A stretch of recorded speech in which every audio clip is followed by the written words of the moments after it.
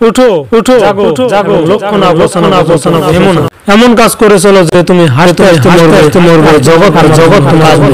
আমি বিশ্বাস করি যে কেউ কিছু পাওয়ার উপযুক্ত হলে জগতের শক্তি বঞ্চিত পারে না।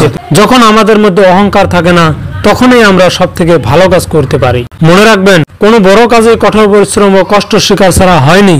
মনের মতন কাজ পেলে তো অতি মূর্খও করতে পারে, কিন্তু যে সকল কাজে মনের মতো করে নিতে পারে সে বুদ্ধিমান। সারাদিন চলার পথে যদি কোনো সমস্যার সম্মুখীন না হও তাহলে বুঝবে তুমি ভুল পথে চলছো।